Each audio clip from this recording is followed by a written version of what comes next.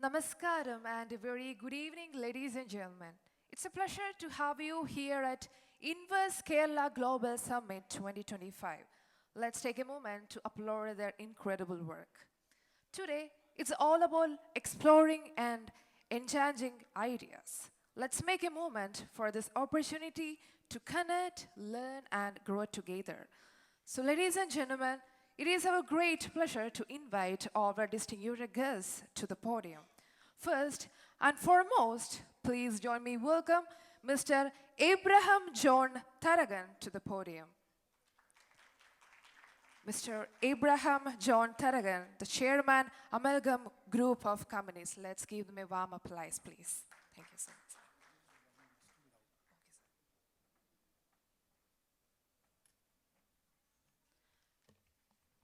And next, I would like to call Dr. K. Raghavan to the podium.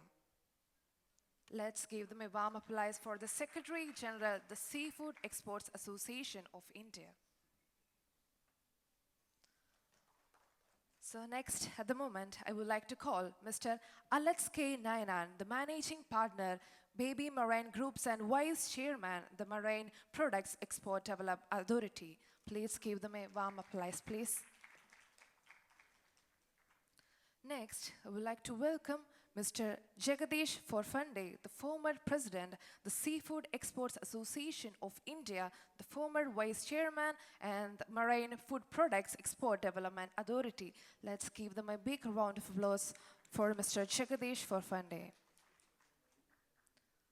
And next, I would like to welcome Dr. Ram Mohan MK, the Joint Director, the Marine Products Export Development Authority. Let's give them a warm applause.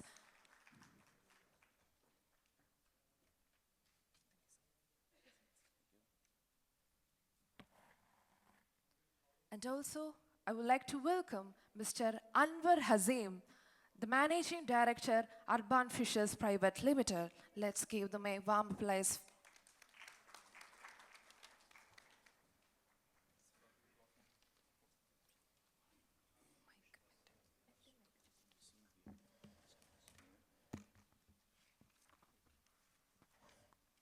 Dr. K. Raghavan to deliver the opening remarks for this estimated gathering. Please, sir, let's give them a big round of applause for this. Please. Thank you very much, and a very warm good afternoon to all of you. Mr. Abraham Tharagan, Mr. Alex Nayanan, Mr. Jagdish Fofandi, Dr. Ram Mohan, Mr. Anwar Hashim, and all the distinguished delegates present here. We start the afternoon session with a session on harnessing marine sector for future growth. And we have an eminent panel of speakers here.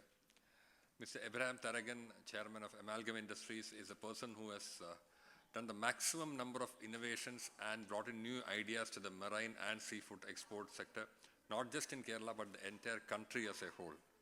And he'll be delivering the keynote address. We have Mr. Jagdish Fofandi and Mr. Anwar Hashim, both former presidents of Seafood Exporters Association of India. They are people with vast experience in this sector, and we'll be privileged to listen to their words of wisdom. Mr. Alex Nayanan, Managing Director of Baby Marine, is also presently the Vice Chairman of Marine Products Export Development Authority, while Dr. Ram Mohan is in charge of the quality control of MPEDA.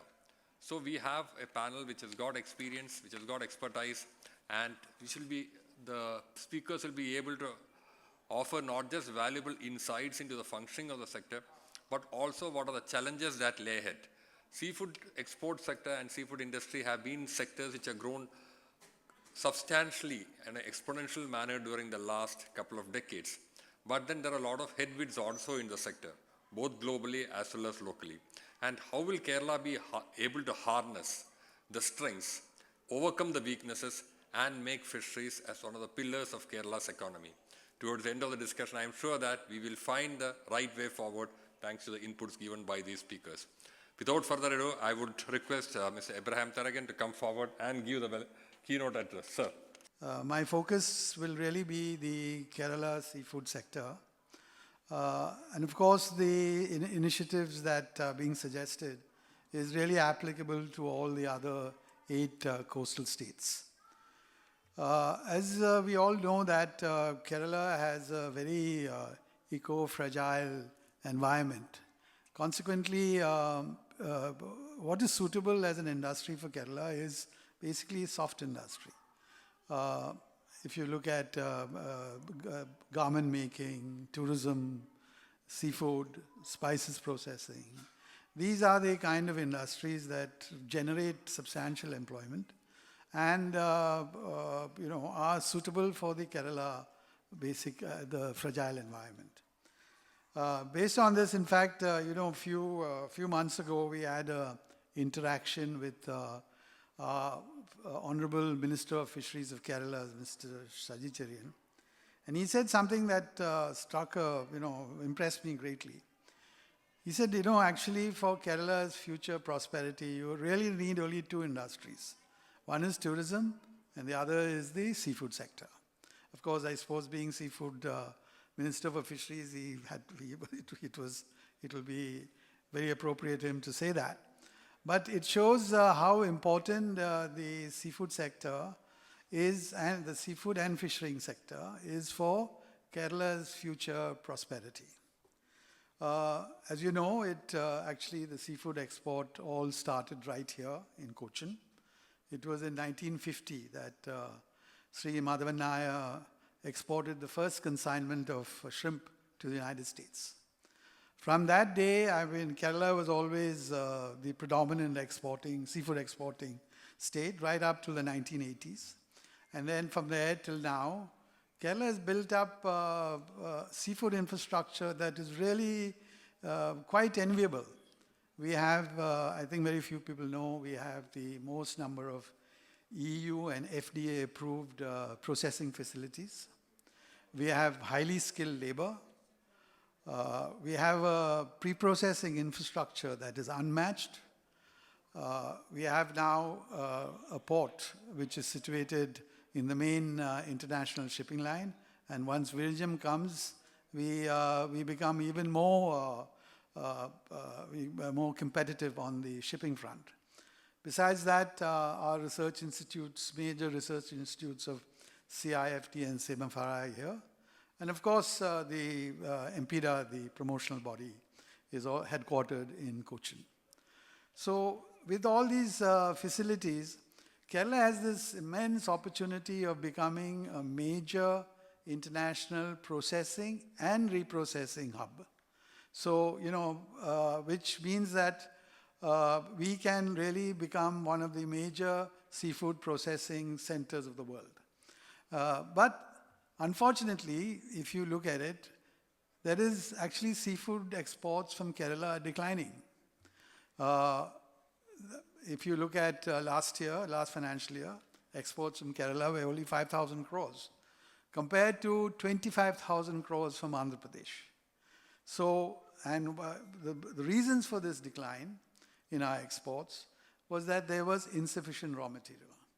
And the reasons for this are basically 3. One is, when the Supreme Court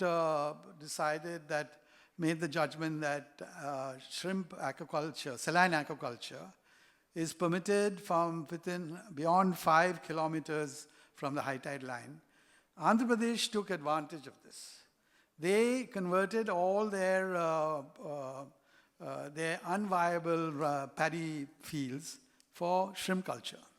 As a result, that over the last 2 decades, Andhra Pradesh has become one of the largest producers of shrimp in the world. In fact, if you look at it, out of our $7 billion exports, $3 billion comes from Andhra Pradesh. So this had a great impact, whereas unfortunately, Kerala had this farming policy of 1 paddy, 1 fish. As a result that we couldn't go into aquaculture, where rice anyway was becoming a totally unviable paddy cultivation in Kerala with a very high labor cost and lack of labor. So as a result that all these large rice cultivation, large areas stopped rice cultivation because it was and we couldn't use it for aquaculture because we had this farm policy of 1 fish and 1 paddy.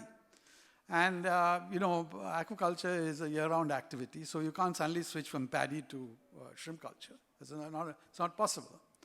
So this had a major impact on Kerala.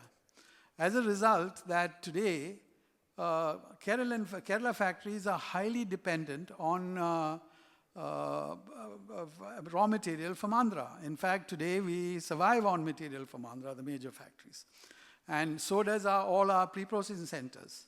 So this has been a major impact for the decline that Kerala has not made any progress in the seafood sector compared to Andhra Pradesh and some Orissa and some other states, and the states where aquaculture progressed, including West Bengal. So the other big impact that Kerala had was that the US suddenly banned the import of sea cod shrimp because many countries, India, did not have what is called the turtle extruder device fitted on all our fishing vessels. So this ban still continues. So Kerala was a major exporter of small-sized shrimp to the United States. In fact, we used to ship almost $200 to $300 million a year. So as a result, that the shrimp prices to the fishermen crashed. Kerala fishermen were seriously affected in their livelihood. And this trend even continues today.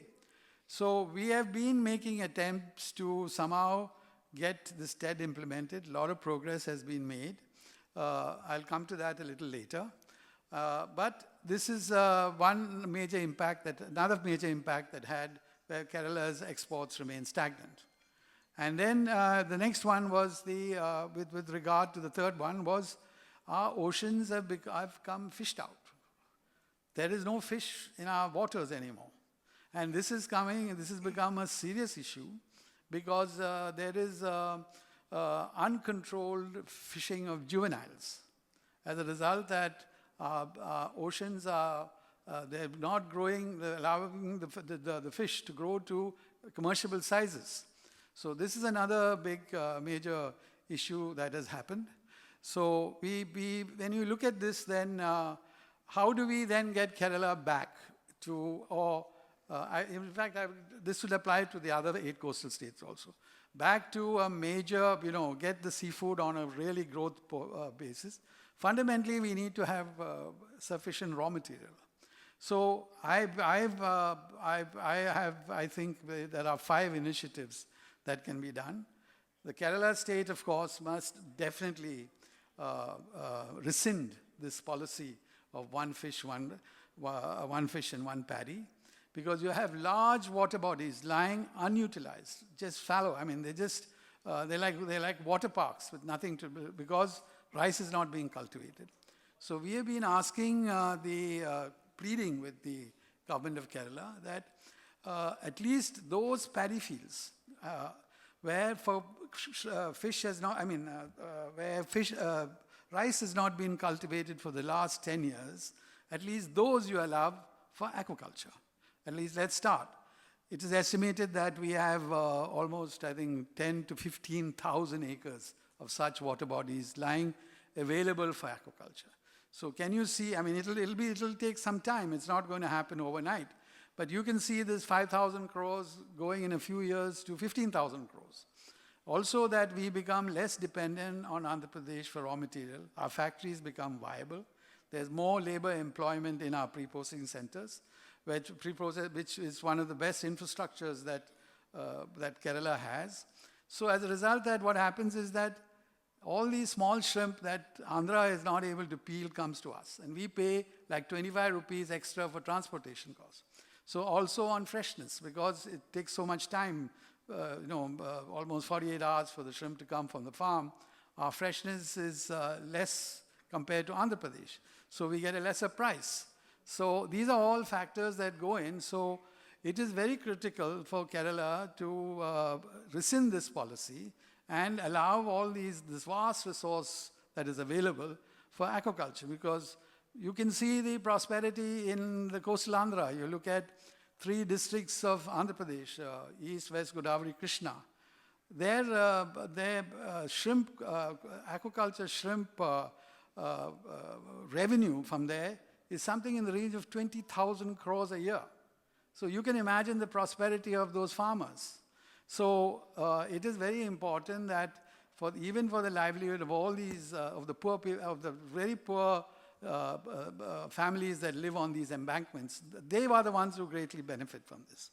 So as I said, so the main issue same thing applies in the case of land, aquaculture land for Orissa. They have not allowed, the Orissa government, Orissa as well as Gujarat, they have not released land which is lying unutilized, which are suitable for aquaculture, shrimp culture. So this is one initiative that needs to be taken. The second is that the Kerala government, and in fact all the coastal government, this applies right across the coast of right across the west coast, right starting from Gujarat right down to Kanyakumari, is that we have to somehow work the Seafood Association as well as the states with the fisheries ministry as well as the Commerce Ministry to somehow get the fishermen. We have to have a fishing policy of fishermen to start having TEDs on their vessel.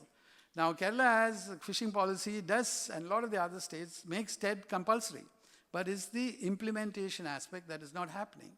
So MPDA has done tremendous work in getting NOAA, which is a part of the State Department, which imposed this ban worldwide, NOAA from the United States State Department.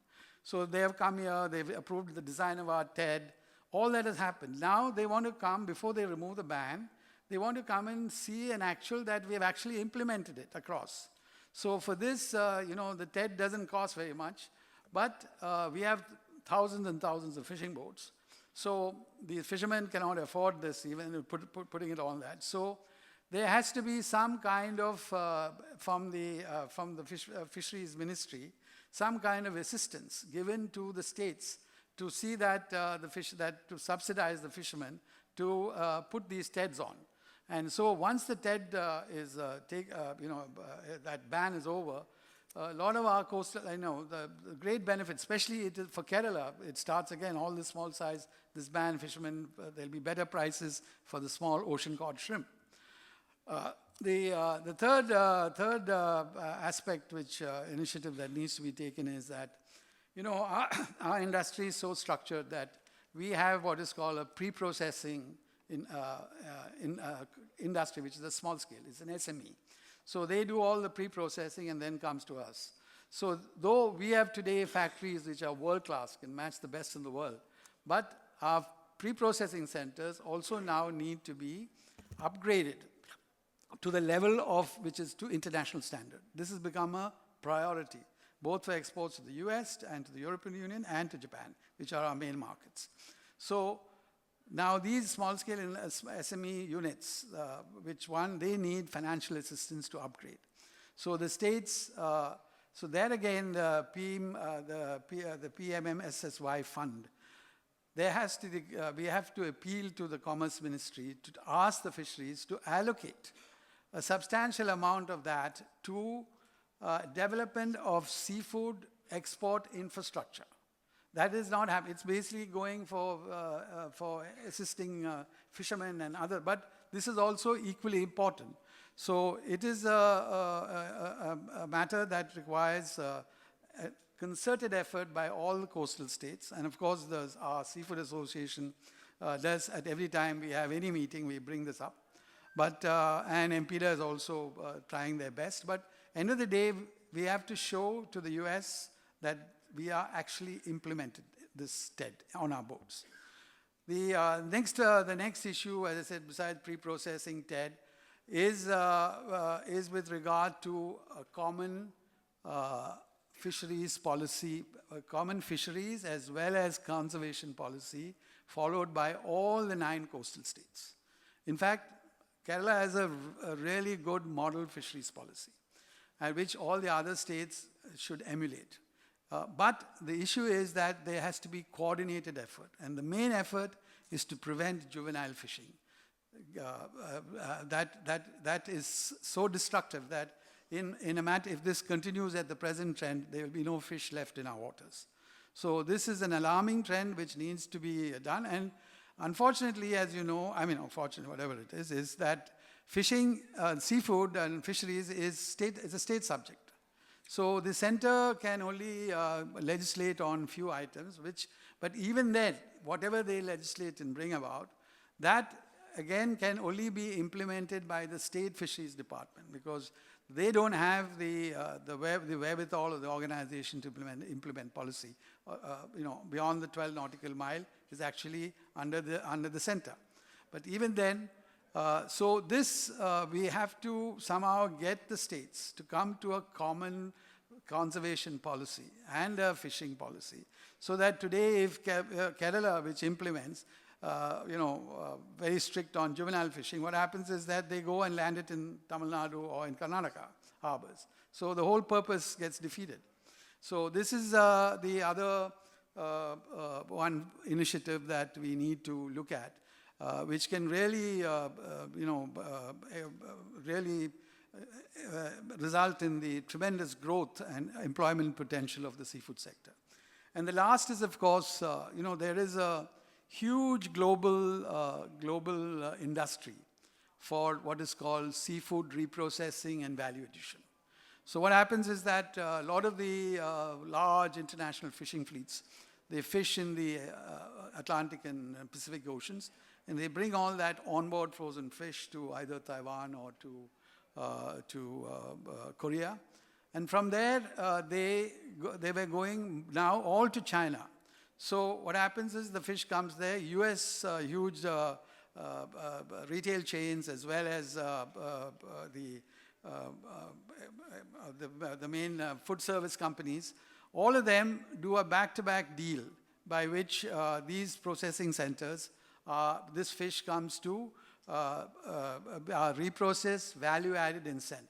Unfortunately, the Fisheries Ministry has a policy called Special Import Permit, SIP. But so every time we import fish for value addition and re-export, we have to go and get a license. And so we are not on a playing field with our Asian competition.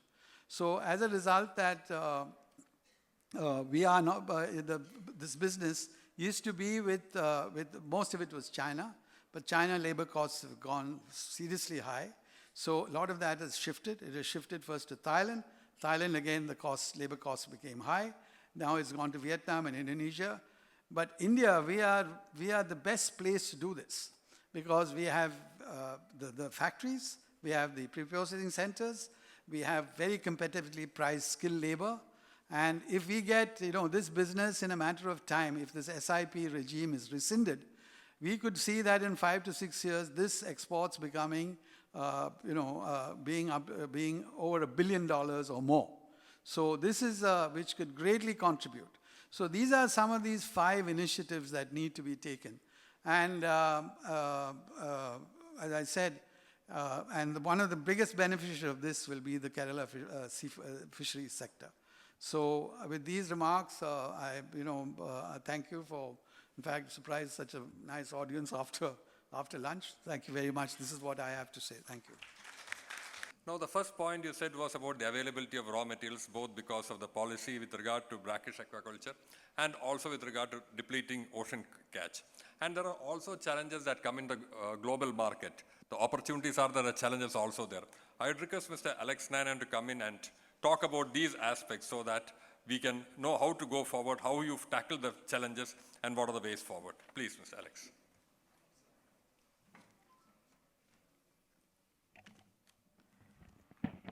Thank you, Dr. Raghavan.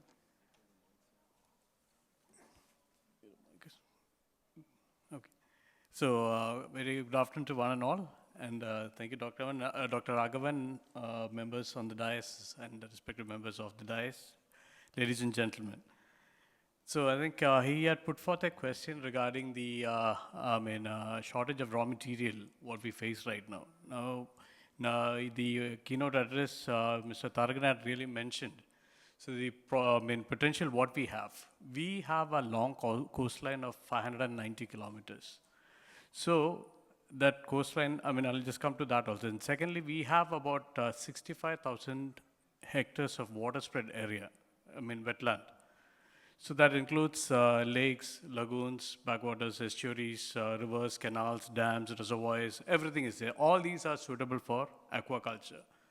So I think there are wonders that you can do, provided we are in the right, we are given the right, permission and everything is there. We definitely can work wonders. And if you look at Kerala per se, the growth in aquaculture, actually, when you are seeding, a shrimp or a fish, the most ideal conditions. So, if you look at even the backwaters, it's highly nutritional.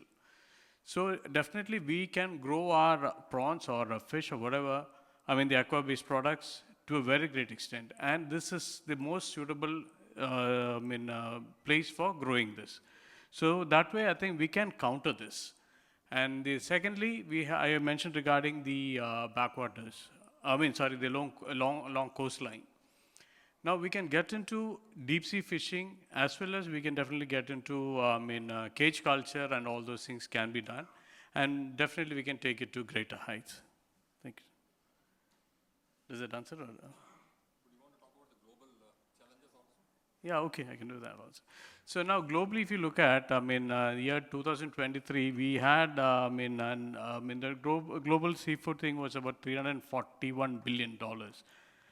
Now, this was in 2023. Now in 2024, the global seafood consumption has reached 360 billion.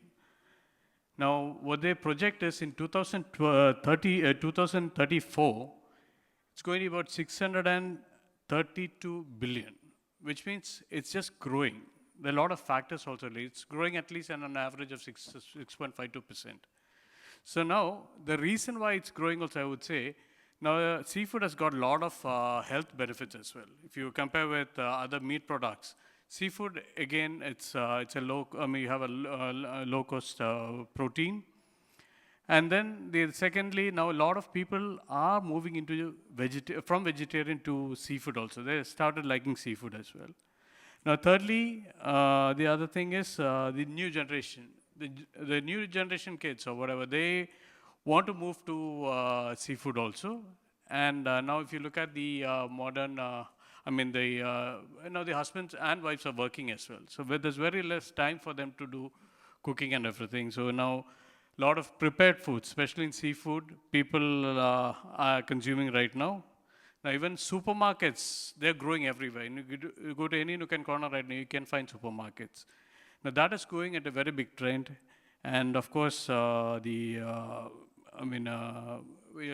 are other products or byproducts like pharmaceuticals, then there are nutraceuticals, and even even cosmetics also. The waste from seafood is converted into cosmetics as well. So there is enormous potential, but you need to put it in the right way. That's all. Thank you. Thank you, Mr. Alex. USA still remains our main market, and shrimps are our main item of export. But how do you see these markets outside USA? What are the opportunities there? And what would be the type of seafood that gets marketed there? And what are the lessons that probably Kerala can get from Gujarat? Can you enlighten us on that?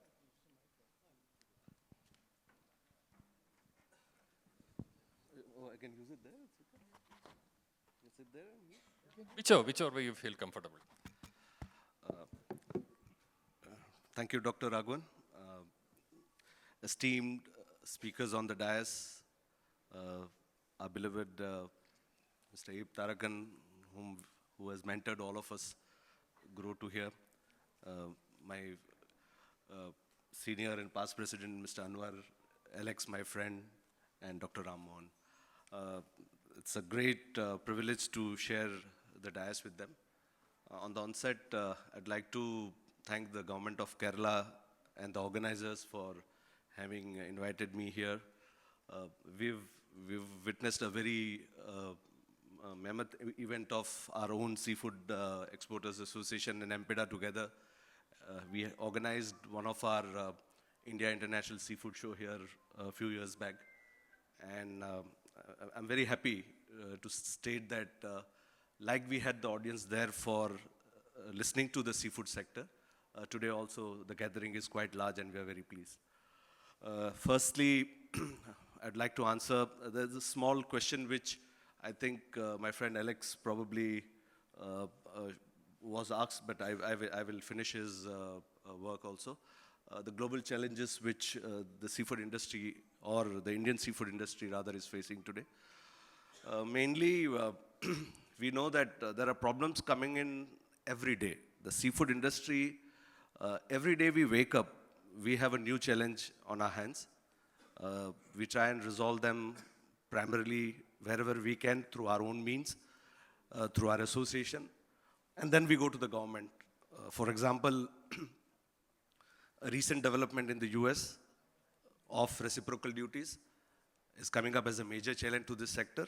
It will not only stop the processing sector, it will entirely eat away the seafood sector here, because if the duties were to go to that level, and US being the major market, and that the duties being charged to that extent, I think fishing and both aquaculture activities will remain unviable. Then we have certain protocols which are to be addressed by the European Union. They have some protocols which they want all exporting countries to sign. We are in process of doing that. Of course, AMPEDA is doing its duty, but then that is also a landmark which we need to achieve, because if we don't enter into that agreement or protocol, whatever, we may not be allowed to export to European Union, which is after US, after China and Japan, the fourth largest important market for us. So, of course, these challenges are external challenges. There are internal challenges like drop in production, both at the farm level and unavailability of raw material, what Sir has already discussed. So basically, I mean, if you see, I would like to spell it out as a matter of fact. The seafood industry is facing more headwinds than having a good time at this point of time. I mean, we have a lot of new factories which have come up. There is overproduction, I mean, there's overcapacity which is installed already. But on the other side, the productions are going down. The primary production is going down. So it is making extremely difficult for the seafood sector to keep it heads above the water. But then again, I'm coming back to what Dr. Raghavan wanted me to answer. See, basically, like Kerala, Gujarat was a major ocean catch exporter. Kerala primarily shrimp and cephalopods, but we had, because of the continental shelf in Gujarat, we were privileged to have more fish varieties. The continental shelf being a little shallow here in Kerala, I think you are destined to have more deep water fish, which eventually will be a blessing in disguise probably, because you can go to the deeper oceans faster from here, and that is how maybe the deep water can be accessed, and the tuna fisheries, which has been much talked about, can be accessed. In Gujarat, though of course our largest market is not US. Our largest market is China, followed by Vietnam and Thailand. Gulf at one point of time was an important market. But globally, even the European Union and otherwise, if you see the fish producing states, the ocean caught fish producing states, their dependency and the kind of fish which we get in our country, and mainly on the west coast, you know, the prime being pomfrets and then going down to croakers and ribbon fishes. The market for such kind of fish is not the European Union in per se, not the Europeans or not the Americans. Mainly, it is the Indian and the Asian diaspora who stay there in the US or in European countries elsewhere, because we are present everywhere now. You find a Gujarati and a Malayali everywhere probably. So in all countries. So that's common about the two states. And so, so I think the fish, what is available can be sold anywhere. So basically, other than the US, the European Union is coming up as a major market, sir. But the only challenge which we have today is because of the prolonged fishing, especially I think Gujarat, it's very unfortunate, but Gujarat because of the continental shelf, and for other reasons, and depletion of resources around Gujarat, because we have about roughly 15,000 trawlers, and all in all about 40,000 fishing vessels in Gujarat. So our fishings are getting prolonged. So when I was a child, incidentally I belong to the fishermen community of Gujarat, so I know firsthand that when I was a child, I used to see our boat coming back every day. My father going to the sea and coming back every day. But now, if someone goes to the sea, he only comes back after 20, 25, 30 days because that is the kind of journey he has to take and then fish and then come back. So with that, the quality of fish is not as good, like sir mentioned about Andhra, that if you have to transport a fish only 48 hours and then you still don't get the best price, meaning this period is creating a major setback to our sector. That is why catering to the European market or catering to the niche markets where the Asian diaspora are there, it's difficult to get or penetrate into these markets. But in future, if we do the harvesting a little better, I think that is where there's a lot of technical innovations going on, from your the ice machine on board and then freezing on board. I think sir has also done a lot of hard work on that. So I think that probably will mitigate this challenge. Secondly, sir asked me what is that Kerala can learn from Gujarat. But it has been always the other way around, sir. I know being in a coastal town in Gujarat, all our fisheries officers, all our plant managers, all the people working in our factories at once were from Kerala, sir. So I don't know whether it will be, but still, yeah, it's a much hyped, there's a much hyped thing about Gujarat which is always talked in the official circles, is that Gujarat has a very good land allocation policy for aquaculture. Sir, if that was the case, Gujarat today would have been the largest producer of aquaculture producers in the country, not Andhra, because Gujarat absolutely doesn't lack back in entrepreneurship. We can we can make what a fish factory in Kerala cannot make it viable buying from the local market. A Gujarati can take it from here to Gujarat and make it viable. So that is how we are. I know my exporters friends will always, they always say that how the hell you take material from here and make it viable. That's true, sir. So basically, there are policies in place. But on a serious note, I think Kerala is one state where everyone in the country, when it is seafood or when it is fisheries, we all look up to Kerala.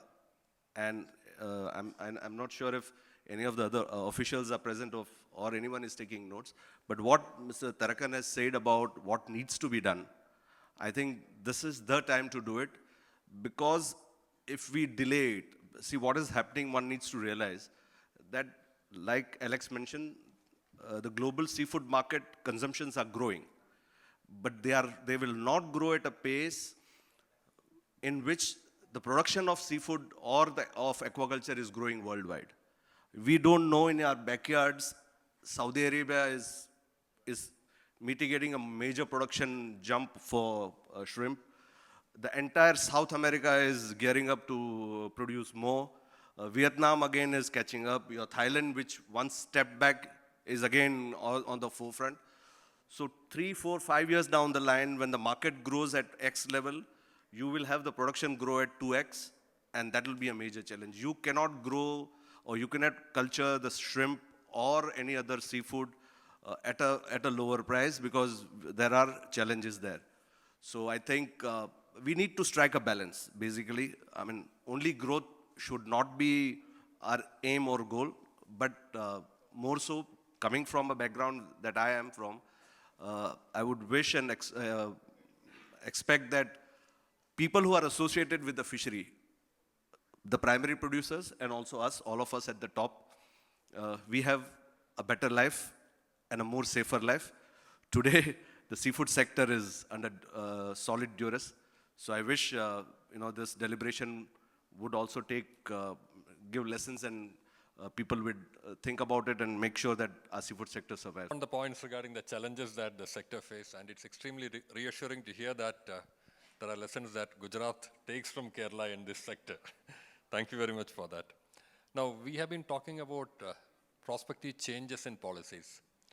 In the opening remarks, Mr. Taragan mentioned about the need for allowing import for the purpose of re-export, and again the need for having new policies or to have a uniform policy with regard to all coastal states for trawler ban and for the prevention of juvenile fishing. We have with us Mr. Anwar Hashim, one of the senior most members of the association here. Sir, what will be your take on these aspects and how will you challenge them? How will you meet the challenges? Good afternoon, everyone. It's interesting, we talk of the same things all over. We've been talking about this maybe last 20, 30 years, almost ditto. So, what we should do, that's my opinion, is that, we have to value add. We have not, we do a little bit of value addition, but we have not reached a stage where you have to value add whatever you catch, because the catch is dwindling. And you have to add a lot of coating and marination and things like that and sell. I mean because in India also, people have started consuming in a big way. Shrimp was not that, when we were doing, I'm in this for the last 54 years, maybe Abe of the same duration. The rest are maybe 30, 40 years. So we have been seeing the whole process of growing of the industry. We had a wonderful last 4 decades. I mean, you cannot complain, but you see the decline happening, and that has to stop somewhere. We are losing because of the climate, because of controls, we have conditions, we are losing the raw material. And whatever raw material we are receiving, we are not getting the right value. See now, if you take tuna, for example, we've been talking about the tuna exports, and what happens really is that the tuna caught 4 or 5 days, maybe even more, is landed, and the quality is so bad that it can go only to a canning plant in the African countries like Morocco or Tunisia or such places. It's a very sad story. We had a canning plant which we had to stop because the tuna quality coming in was so bad. We had problems with the good markets like in Germany and such places. So the only way we can do is that, and this is, I'm talking about the skipjack. If you take yellowfin, what normally sells in Europe for about $20 or in Japan for $20, $25, $30, we are selling for $3. It's a hell of a lot of money being wasted. What we can, even the shrimp. See now, the product which is coming from all the way from Andhra to Cochin, the Vanamai, it's degraded in value or in quality so much that, you have to now do some patchwork, some polishing to improve it. I mean, these are things which you should look at. It's a sad story. And also, our factories are fabulous, but the product we receive, that's what is causing the problem. We are trying our best, almost everyone, we've been talking about this all along, but then the government, we can get very good quality imported, for example, you can import from Ecuador and reprocess. Because in America, Ecuador is getting into a big, marketing operation, which could really, topple our apple cart. America could be a difficult market very soon because, they have started peeling. Ecuador is next door, and they've started peeling, they've started cooking, they're doing IQF, and all those factories, are huge factories, and they have a tremendous amount of money. And that would be a big challenge for India. So I would say India, Europe also, the controls are so tough that, they are testing 1 out of every 10 containers. So again, all these markets are shrinking really. And hopefully, when things could improve. And the imports, Abe talked about SIP, which we have to get just like that. Otherwise, if you apply and take time to receive, we don't get those offers pending that long. We have to say yes or no to an import immediately. And our advanced license system, which we have been talking about for a long time, which again is really so difficult, input-output norms and such things. So what we need is a clear-cut, operation where you import and value add and export. You should have a positive value. That's all. That should be the criteria. Here, you have to keep track of the waste you are disposing of, and it's a tough job. So hardly any advanced license imports are coming. So these are the main challenges. And then, we have not gone into cage culture. Cage culture is in its nascent stage in India, whereas if you see, even, I've been to all these Tunisia and Morocco and such places, they have huge, cage culture happening, which means, we are way behind even those, maybe they have a proximity to Europe, so they have more information, more hand. But again, we can do all that in India also. People have to have the will. And I know. So as I said, only way to go is to value add and export or domestic. Thank you very much. The hot seat with the Joint Director Quality Assurance and Quality Control in MPEDA. Sir, we hear a lot about the challenges that Indian exports face on account of non-technical barriers, technical barriers to trade, like testing for antibiotics, which is supposed to be a huge issue. And now we hear about the new norms for traceability coming in, the FSMA being implemented, the new European regulations coming in. How equipped are we to face these challenges? And what would be your advice to the exporters and to the community? And also the government of Kerala, how best we can tackle them and go forward? Over to you, Dr. Ram Mohan.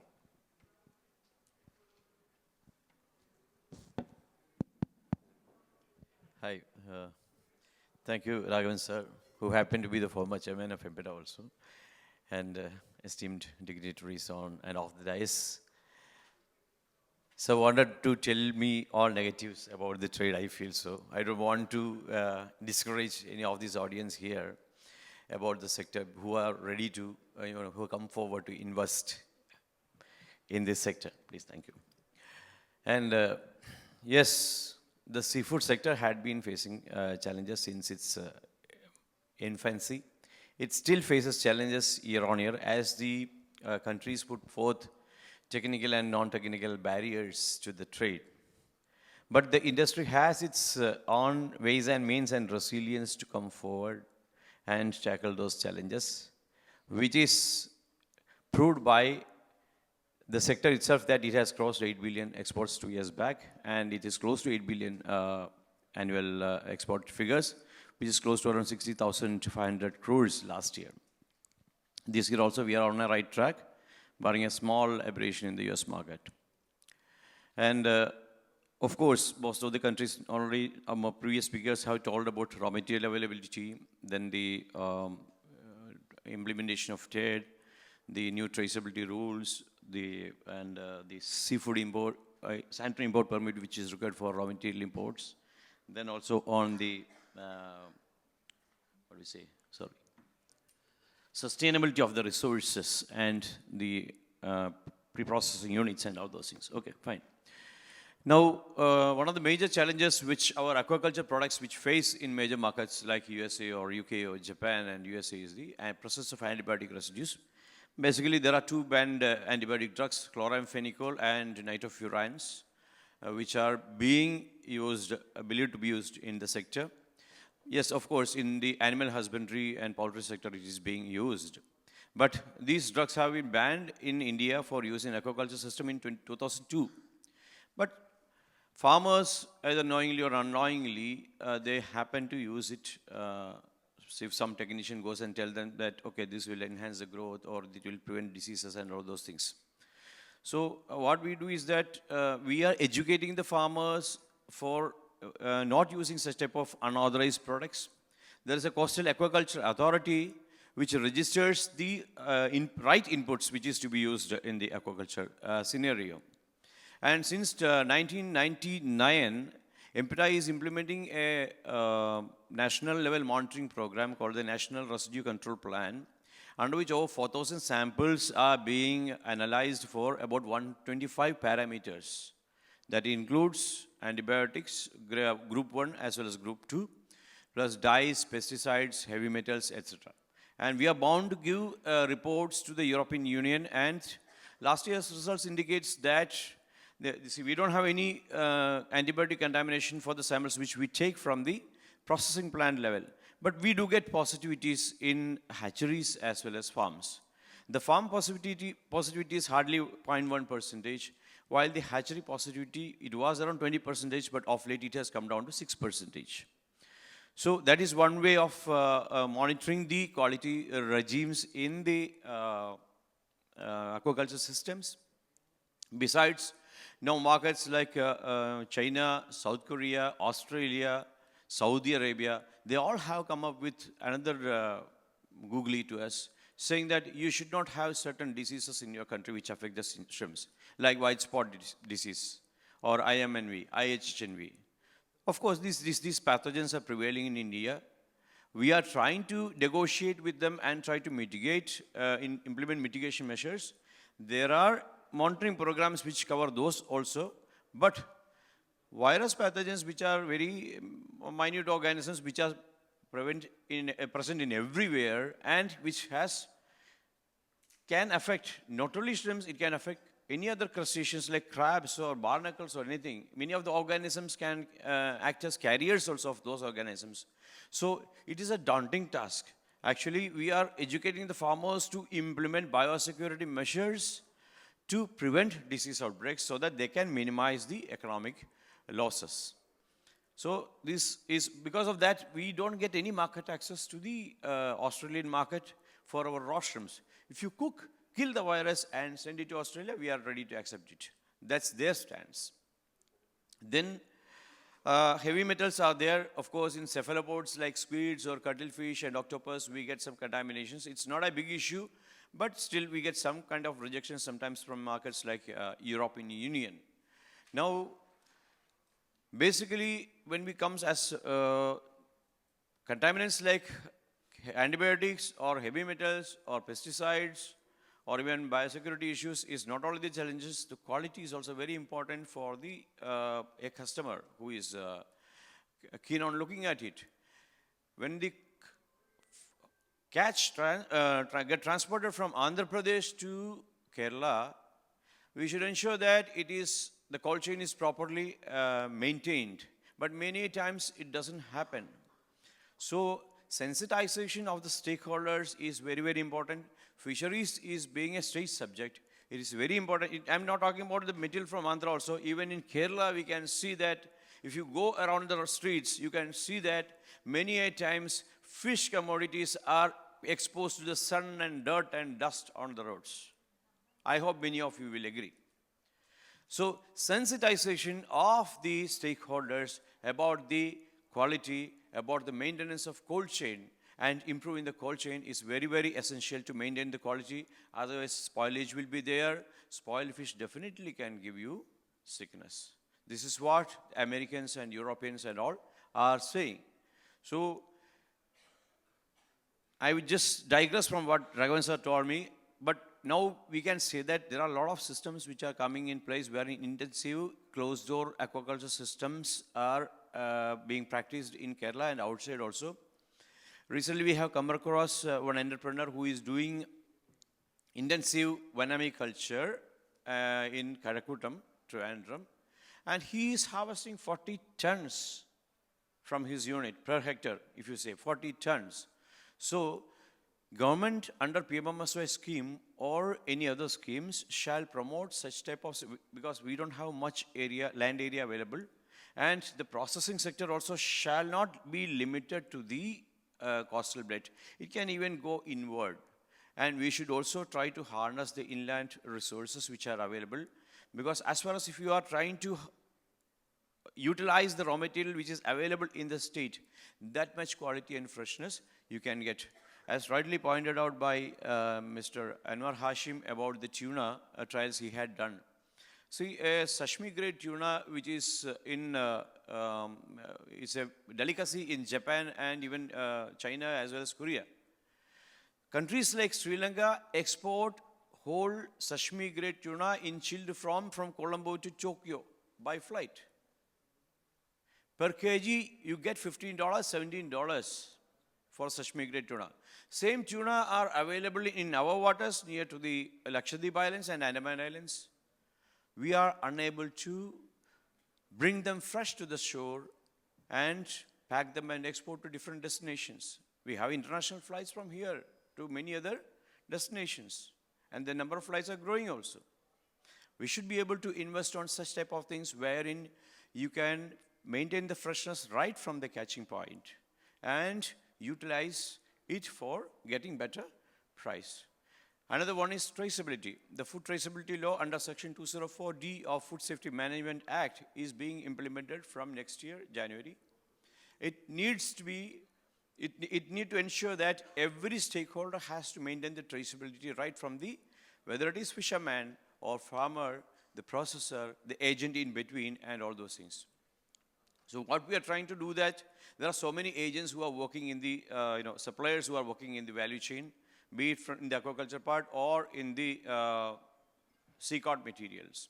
So we have already mooted a plan and we have already submitted a guideline for registering those agents who can get registered and they can join the value chain as authorized personnel. So I hope I have answered most of the questions. Thank you, sir. Thank you very much. So we have time to take 2 quick questions from the audience if there are any. I don't see any hands coming up. Yeah, sir, please.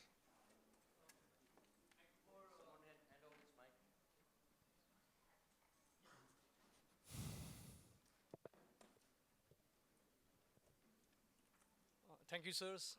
It was an extremely informative session for me, for somebody uninitiated from a non-coastal state of Madhya Pradesh who's into technology.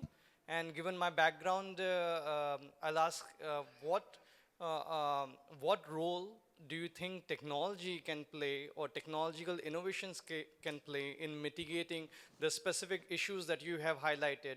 So from traceability to maintaining the freshness to the raw material quality, how do you see technology playing a role over here?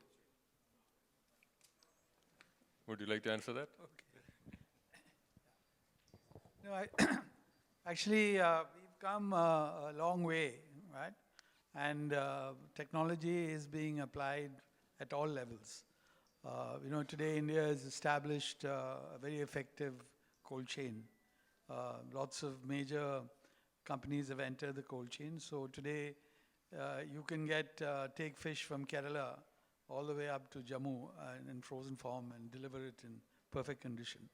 So that cold chain that was always lacking in India is now fairly established, except for probably the last mile, what they call the last mile delivery. That is from the mother cold store to the retailer. So, but as I said, India does not have, at our retail level, in the domestic market, we still have to build up a retail freezer cabinet chain. If you go even to, except for major supermarkets, if you go to a small supermarket, you'll just see small 2 freezers in which all the frozen food is all tumbled and kept, not properly displayed. Or like if you go to Lulu, then you have international standard. So all that, in that way, the cold chain technology that is very important has come in. If you come to our factories where we are processing, you would think you'd walked into Info Park. I mean, it's that advanced today. We have a lot of, now the new factories, a lot of AI is being applied. So technology is coming in every aspect. And also into aqua farming. In farming, a lot of development has happened. It's more eco-friendly, controls have come in. You have more both intensive and extensive farming, more environmentally friendly measures. And then, of course, feed. The technology, there's a lot of technology in feed that goes into especially shrimp feed. It's almost pharmacopoeia level. I mean, if you come to that, because nutrition is such an important aspect. So all these technology is being applied widely, and more will, one really doesn't know how far AI has come into us, or it's just being tested at the moment. But at the factory level, definitely there is some start has begun on this area.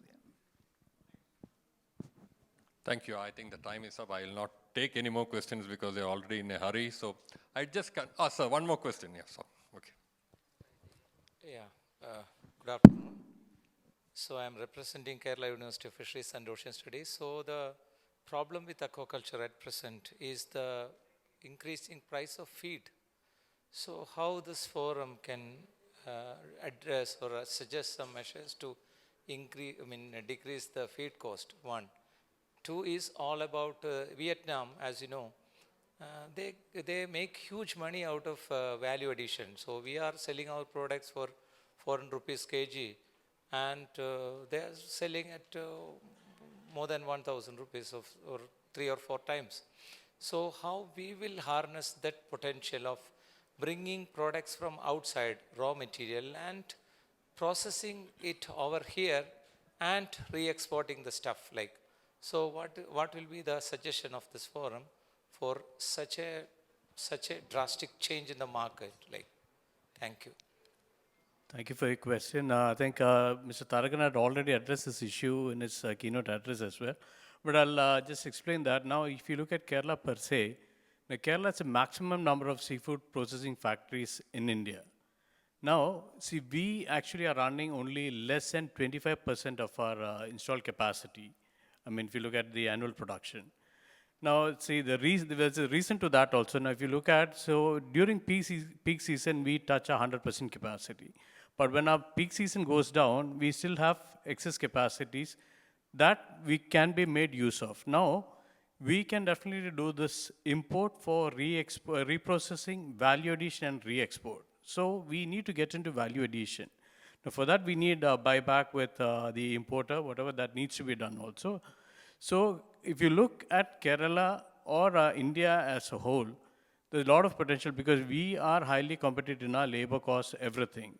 So we certainly can do value addition, importing, value addition, and re-export. And we can definitely make India a seafood processing hub. There's a lot of potential here. Yeah, you want to supplement? Yeah, regarding your first part of your question regarding the cost of feed, of course, when it comes to feed manufacturers have a bigger role. They have an association which decides the feed cost. But from Government of India side, in the last 2 budgets, the duty on import of fish meal as well as other ingredients have been brought down, which is supposed to stabilize the cost of feed. In addition to that, institutions like ICAR SIBA has brought out feed, and I am given to understand that they are into a tie-up with a private company to manufacture their feed, which will be less costlier, but equally good as any commercial food which is available in the country. Regarding the import of raw material, yes, most of our exports, if we take the value addition percentage from India, it's hardly 11%, whereas that of Vietnam is about 36%, and that of Thailand is 64%. But Impeta had been driving forward the concept of value addition by assisting the seafood processing sector through infrastructure development, offering assistance schemes. In addition to that, Ministry of Food Processing Industries also has brought out this performance-linked incentive scheme, under which also seafood processing units are assisted for investments on value addition. Next thing is that we have brought in international experts, and we have trained and created a pool of experts who has become trainers for value addition. I'm glad to inform you that in the last 1 year, in 40 units, we have trained over 2,600 workers on value addition, and 22 new products have been brought to the value addition in the export scenario. Thank you. With your permission, I'll conclude now. To sum up, this is a sector which is growing very fast. The global market, presently around $340 billion, is all touched to double to $650 billion. There is a lot of potential, but we need to have some policy changes, like allowing brackish water aquaculture in Kerala year-round, so the factories can work to full capacity, solve the problems relating to TED by giving subsidies for installation, then allow import for the purpose of value addition and re-export. Value addition is going to be extremely critical in the years ahead. Traceability and sustainability will be the key words in future, and we will need to upgrade the infrastructure, particularly of the pre-processing plants, to go ahead. Thank you very much. Now I'll hand over the mic to the MC. Thank you.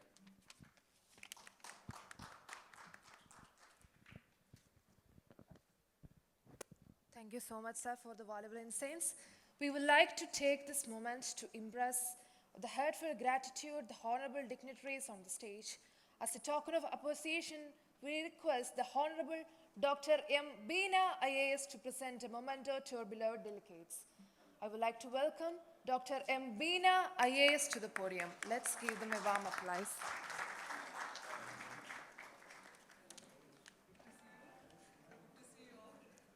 We have pleasure of calling Mr. Abraham John Tharagan. Please come forward to receive the memento as a token of appreciation. Please, sir.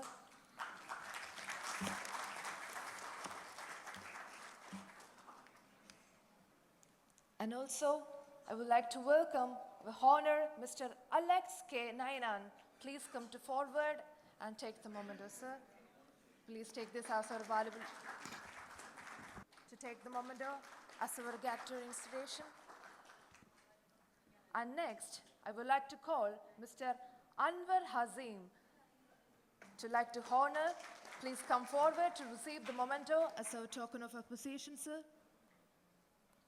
And next, we have the pleasure to honoring Dr. Ram Mohan MK to present with the memento of the recognition of outstanding achievements. Thank you so much, sir. And finally, as a token of appreciation, I would like to present the memento to Dr. K.N. Raghavan. Please give them a big round of applause. Thank you so much once again to the guests and everyone. Thank you so much, sir.